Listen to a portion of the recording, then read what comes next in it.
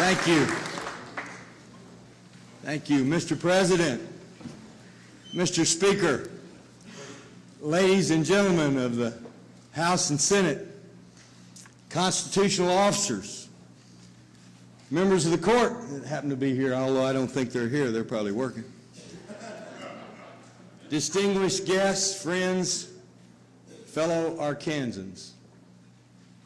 On behalf of our state, I begin by saying thank you. Thank you to all Arkansans who have served and continue to serve so honorably throughout the world, especially in Iraq and in Afghanistan. We are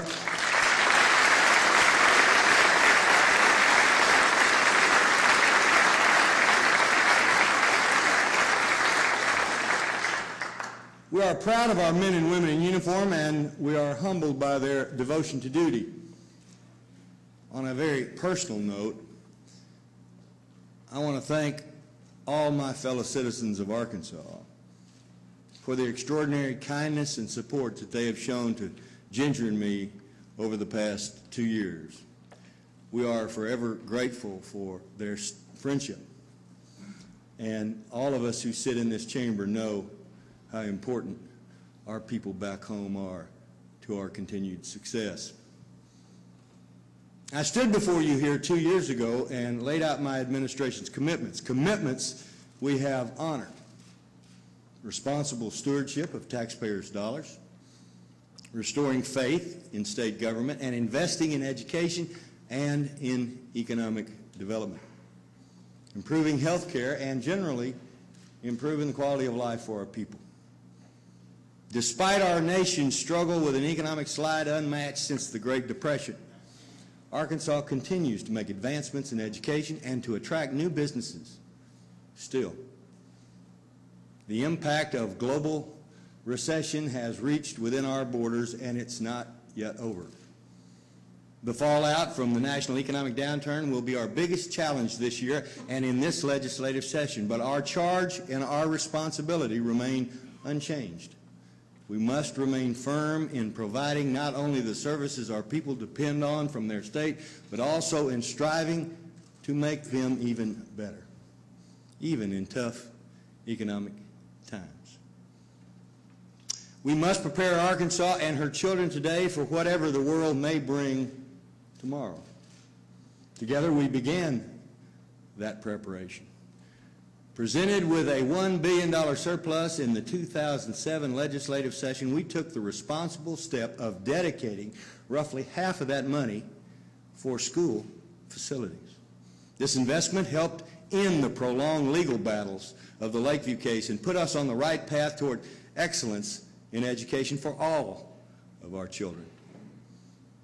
Arkansas is today building new state-of-the-art schools and indeed enhancing existing facilities even in the face of this international economic crisis. A common thread runs through our fiscal policies and sets Arkansas apart from other states. A thread spun from the wisdom of careful budgeting. By holding to our tradition of budget stabilization and conservative forecasting, we now find ourselves in an enviable position. Other state governments are convening this month. They must decide how deeply to cut state programs, what services to terminate, what teachers to lay off, what scholarships to cut, what nursing homes to close. We don't face those precarious decisions in Arkansas, but we still face serious challenges. There are only 2 areas in my balanced budget where I proposed real increases in funding. Those are for public education and for the Division of Children and Family Services. It's no surprise that public education remains my first and my highest priority for Arkansas. You know, it remains our constitutional obligation, and it is our moral imperative, it seems to me, to provide the best education for our children. And in my proposed budget, we have again reached beyond the legal definition of adequacy that you all determined and toward excellence by providing school districts with additional per-student funds. If you approve, The legislature will add $234 of additional per student funding over the next 2 years. Now, I recognize you only do it 1 year at a time, but the proposal in front of you would account for that. And it will give school districts additional one-time enhancement money of $35 per student. Providing excellence in grades K through 12 is only one piece of our education commitment. We've made quality pre-kindergarten education available to all at-risk children, and this will pay dividends for decades to come. We will stand fast on that commitment. Quality pre-K instruction has a positive ripple effect throughout our education system as a whole, and the academic life of any single student is enhanced. If it creates a richer learning environment that better prepares our children to succeed throughout elementary and secondary grades, reducing the need for remediation and allowing the entire class, whether they had the pre-K or needed it or not, to advance at a faster pace. As our schools improve and better prepare our students for college, so too must our higher education system better prepare our workforce for the competition of a global job market. Arkansas holds its own nationally when it comes to enrolling students in college. Where we fall to the bottom is in our inability to graduate those students to get degrees in their hands and put them on a stronger footing to begin their careers. Two primary factors keep us at the bottom of that baccalaureate list. Some students are not adequately prepared when they enter college. Others run out of money before they can graduate. Now, we are addressing preparation through increased overall funding, through pre-K, through SmartCore and stronger college prep, and now through pilot programs for after school and for summer learning. These will be beneficial. But even our best prepared students sometimes struggle to afford the pursuit of a college degree. We need to improve our scholarship programs so that scholarships reach more students and so that the amount of assistance they receive is even greater.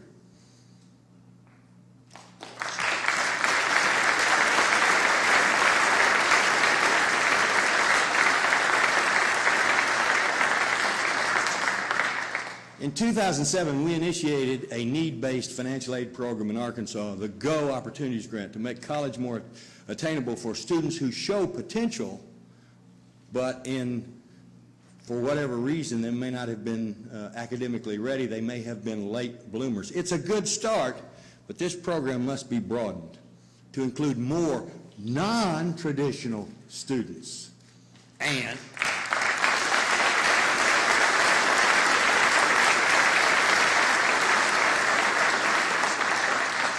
to ensure that more of this money is available for kids to be able to go to two-year colleges and universities in our state.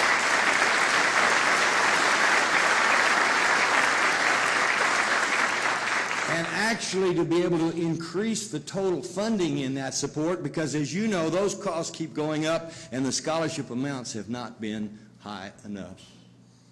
A growing number of students also qualify for state merit scholarships. However, many of these scholarships never reach students who qualify for them, and even when they do, there's often not enough money to sustain enrollment in the face of rising tuition costs.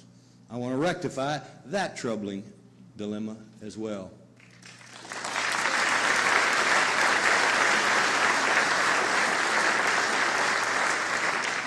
The lottery approved by our voters can help.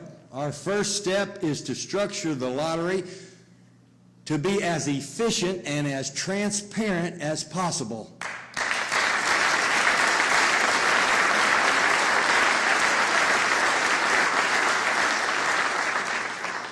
We must then open the doors of higher education to students who qualify for both need-based and merit-based, and while increasing scholarship amounts at the same time, we have a unique opportunity to be able to address both those problems. That is, the amount of the scholarship and the number of people who are entitled to those scholarships.